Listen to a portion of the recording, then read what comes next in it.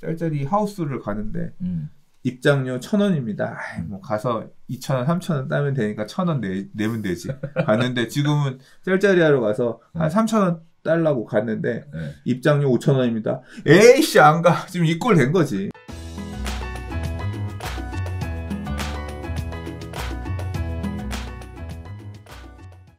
자, 마지막 이야기입니다. 갭 투자 막히니까 거래가 뚝 끊어졌다! 서울 아파트 거래 실종에 관련된 이야기인데요. 10월 실거래 신고건이 초반 142건에 불과해서 거래 절벽이 지속되고 있다는 겁니다. 대출, 세금, 규제 조이자, 갭 투자 비중도 50%에서 28%로 급감했다는 얘기가 나오고 있습니다. 자, 서울 아파트 시장의 거래 절벽 현상이 시간이 지나갈수록 심화하는 모습을 보이면서 8월, 9월 거래량이 잇따라 전월 대비 반토막 난 데 이어 이달 초반 신고 물량도 크게 눈에 띄게 줄어 감소가 예상되고 있는 상황입니다. 지금 보이시는 그래프에서 보이시는 것처럼 지금 10월달 부동산 매매 거래, 아파트 거래량은 엄청나게 심각한 상황으로 보여지고 있습니다. 여러 가지 원인들에 대해서 제시하고 있는데요. 크게 세 가지 얘기를 하고 있습니다. 첫 번째는 왜 이렇게 거래가 줄였냐? 정부가 고가주택, 다주택자에 대한 보유세, 취득세를 대폭 높이면서 투기 수요에 주택시장 진입이 어려워졌기 때문이다. 이런 얘기 하시는 분들도 있고요. 또 갭투자 형식으로 집을 샀지만 실거주 계획을 밝힌 비중은 6월 18.8%에서 9월 29.3%로 늘었기 때문에 사실 갭투자가 투자가 아니라 실거주를 목적으로 하는 실매수였다. 이런 얘기들도 하고 있습니다. 자, 두 번째 이야기는요. 집값 상승 불안감에 무리하게 집을 사들이던 주택 실수요자가 코로나19 사태가 심화하고 단기 집값 상승 부담감으로 매수세가 주춤해졌다. 라는 얘기 나오고 있고요. 세 번째는요. 임대차 보호법 실행으로 전세금 매물의 거래가 어려워진 것도 거래 감소의 이유다. 이런 이야기들을 하고 있는데요. 자, 아파트 매매 거래량 계속 줄겠죠, 이거. 이제 남은 변수는 코로나인 것 같아요. 코로나19 관련해서 백신 나오고 지금의 이 경제 침체가 지금 뭐 특히 이제 밑에 내수 바닥 경기는 되게 안 좋잖아요. 그렇죠. 이런 부분들 좀 어떻게 개선되느냐, 뭐 얼마나 빨리 되느냐, 뭐 미국 대선도 좀 영향이 있을 것 같고 그런 부분들에 따라서 방향이 그러니까 지금 뭐 한 꼭지는 그렇죠. 갭 투자가 막혔다라는 게 취득세 증가가 그렇죠. 사실 이제 유주택자가 다주택으로 가는 것에 대해서 되게 부담 허들을 높여놨기 때문에 그리고 지방 투자도 많이 했거든요. 그러니까 서울 사람이 지방에 가서 막 여러 채를 사는 형태. 근데 이것도 다 법인 맞고 개인의 다주택 취득도 맞고 짤짤이 하러 갔다가 짤짤이 하는데 옛날에는 짤짤이 하우스를 가는데 입장료 1,000원입니다. 뭐 가서 2,000원, 3,000원 따면 되니까 1,000원 내면 되지. 갔는데 지금은 짤짤이 하러 가서 한 3,000원 달라고 갔는데 입장료 5,000원입니다. 에이씨 안 가. 지금 이 꼴 된 거지. 그래서 이제 지방시장 이런 데도 여러 채 더 살 일이 없는 거고 서울 밖에서 이제 지방에서도 서울 사람 진입하려고 하는 그러니까 외진의 서울 투자도 그런 이유 때문에 당연히 허들이 지금 되게 높아지는 상황인 거고. 그렇죠. 이제 결국 이제 남아있는 수요의 한 축인 실수요자들, 실수요자들의 교체 수요, 갈아타기 수요나 아니면 이제 무주택자가 집을 매수하는 이제 신규 수요 요 정도가 이제 앞으로 남아있는. 물론 그 수요가 지금까지도 제일 많았다고 저는 생각해요. 근데 이제 그게 앞으로 이제 얼마나 더 남아있느냐, 돈 들고 있던 사람들이 얼마나 더 밀어 올라오느냐 이건데, 이 사람들이 그런 의사결정을 하는 과정에서 지금 뭐 아까 얘기도 있지만 전세, 임대차 보호법 개정안에 따라서 전세금 매물 거래가 어려워진다거나 갈아타고 싶은데 집 좁아가지고 좀 확장하고 싶은데 이런 거 아다리가 안 맞아가지고 못 움직이는 뭐 이제 이런 사람들은 아예 그냥 포기하고 움직이는 경우도 있고 세금이 늘어나니까 세금 부담 때문에 양도세 내고 돈을 보태서 움직이더라도 세금이 커져버려서 못 가는 그런 사례도 있을 수 있고요. 그러니까 갈아타기가 계속 힘들어지는 그런 부분도 이제 거래 급감의 한 원인으로 보여지고요. 이제 그럼에도 불구하고 좀 더 상급지로 이동을 해야 될 것 같아. 혹은 그럼에도 불구하고 난 청약으로 안 되겠으니까 이번에 그냥 이참에 집을 사야겠어 라고 판단해서 움직이나 이런 수요들이 결국 남아있는 시장을 또 에서 가격들 거래를 채워주면서 움직일 게 남았는데 이분들이 판단하기에 내가 사야겠다라고 의사결정을 딱 마음먹는 원인이 뭘 거냐. 저는 경기 회복에 대한 기대가 그러니까 집값이 앞으로 더 오를 것 같아.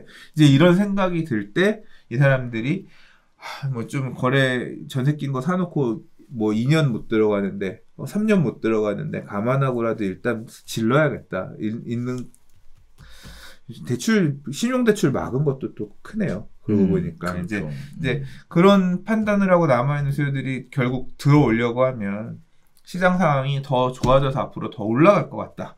이제 그런 생각이 드는 시점에 더 움직일 텐데 이게 올 연말에 올 거냐 내년에 올 거냐 그건 모르죠. 내년은 되게 불안 요소가 전셋값 상승입니다. 우리가 앞에 서두에서 전셋값 관련해서 얘기 많이 했지만 지금 전세가 7억이었는데 내년에 불안해서 예를 들어 8억 5천 9억이 돼버려. 그러면 그 전셋값 올라가는 것도 부담으로 작용을 해서 그냥 이 전세 올려주는 일 하자. 아예 그런 식으로 수요의 변환. 그러니까 대체제라고 하잖아요. 경제학에서는 매매 대체 수요가 임대잖아요. 집을 매매해서 살 수도 있지만 전세 월세로도 움직일 수 있잖아요. 이제 그런 임대 가격 변동도 매매에 시장 충격을 주는, 왜냐하면 매매가랑 임대 가격이 가까워지면 가까워질수록 내년엔 그런 영향이 끼칠 수가 있고, 올 하반기 연말에는 이제 뭐 결국은 코로나 백신 시장 얼마나 살아난다. 뭐 이제 이런 부분들이 변동일 것 같은데, 또는 지금 아마 좀 불안하실 거예요. 이미. 왜냐하면 지금 강남이나 이런 핵심 지역들, 인기 지역들 같은 경우는 확실히 주춤 약간 한 느낌이 있는데, 중저가 지역들 같은 경우는 가격이 계속 신고가가 나오고 있어. 거래량이 안 많은데, 뭐 서울의 2,947건 거래량 중에 막 절반? 이런 수준이 신고가인 거예요. 그러니까 거래가 비싼 지역에서 많이 되는 게 아니라 중저가 시장. 내가 30대인데 15억, 13억 이런 집 못 사겠는데 한 6, 7억짜리는 첫 스타트로 간다라고 생각해서 지역을 좀 낮춰가지고 좋은 지역에 전세 사느니 좀 지역을 낮춰서 약간 상대적으로 떨어지는 지역에 중간 정도의 아파트를 그냥 매매로 살래. 나중에 이제 돈 벌어서 상급지로 옮겨올래. 이제 이런 매매 수요들이 이 거래량을 채워주면서 가격은 또 밀어 올리는 그런 상황이 나타나고 있는 게 2020년 지금 시장이거든요. 이제 이런 모습들을 보면서 내가 도저히 내 돈에서는 이 동네에 이 돈 주고는 가기 싫었는데 그 가격들이 계속 올라가는 모습을 보면 지금이라도 여기라도 사야 되는 거 아닌가? 내가 내 그 의사결정을 올해 3월달, 4월달에 했으면 6억에 살 수 있었는데 지금 6억 5천에 사야 되네? 근데 이게 막 6억 7, 8천 호가 나오면 쫓기도 불안할 수 있거든요. 근데 막 언론에서 코로나 극복되나? 뭐 이제 이런 기사 보면 이제 진짜 사야 되나? 전세 가격 밀고 올라가면 불안하거든요. 쫓기듯 또 이제 그런 사람들이 움직일 수 있어요. 그게 이제 뭐 올 연말에 있을지. 그 반대의 가능성도 있죠. 경기 침체, 폭락, 그러나, 이제, 오를지 떨어질지는 잘 모르는 부분이지만, 그 불안한 수요들이 올 겨울 내년 봄에 어떻게 이제 시장에 반응하냐가 포인트일 것 같습니다. 자, 이 부분에 얼마 전에 신문기사에 좀 이슈가 될 만한 이야기가 또 나왔었습니다. 삼성동에 나홀로 아파트가 있었는데 법인을 소유하고 있던 것을 통매각이 안 돼서 분할 매각하는 걸로 이렇게 얘기를 했는데요. 삼성동이 보시는 것처럼 토지거래 허가구역이잖아요. 그런데 그러다 보니까 실거주할 수 있는 사람만 살 수 있는 토지거래 허가를 받아야죠. 그렇죠. 실거주를 반드시 해야만 되는 이런 매각 절차가 진행이 되는데 시세보다 저렴하다는 이유로 인해서 거의 뭐 4,000명 가까이 사겠다고 공매를 넣었죠. 경쟁률 몇십 대 1. 그러니까 했다는 얘기가 몇십 대 1인가 몇백 대 1인가 모르겠다. 그러니까 뭐 어마어마했던 걸로만 기억하고 있습니다. 어찌됐든 실수요는 여전히 존재하고 다만 가격이 좀 저렴하면 사겠다라는 이런 식의 생각들을 좀 가지고 있는 것 같아서 어떻게 보면 현재 매매 시장에 대한 부분은 관망조가 좀 짙지 않나. 지금 관망하면서 진입해야 되나 말아야 되나 다들 고민하고 계실 겁니다. 그러니까요. 그래서 이런 부분들이 분위기가 만들어져 있다는 것 참고하셨으면 좋겠습니다. 소장님 얘기하셨던 대로 앞으로 이제 변수에 따라서 이 관망하고 있던 매수자의 에너지가 어느 쪽으로 향하게 될지가 결정될 것 같은데요. 앞으로 밸류수다 보시면서 여러분들도 그 시장의 변화에 대한 것들도 같이 한번 느껴보면 좋을 것 같습니다. 자, 오늘 준비한 내용은 여기까지 진행을 해왔는데요. 요새 스피디하게 진행하니까 다시 듣는 저도 좋더라고. 내용 길던데. 내용, 수사님 말이 많아서 길어. 내용 길어. 나도 좋아. 그래도, 네. 자, 저희가 준비한 소식은 여기까지 말씀드리도록 하겠습니다. 다음 주에 또 새로운 소식 가지고 전해드리도록 할 텐데, 24번째 대책? 나올래나? 네. 시장에 나오는 신문 기사들은 요즘엔 대동소이해서요. 나오더라도, 네. 그렇게 막. 그러니까. 와닿는 게 있을까 싶어요. 지금 그러니까. 당장 하기는 힘들 거고, 이제 내년에 아마 나오지 않을까. 제대로 시장을 규제하는 정책은 나오더라도.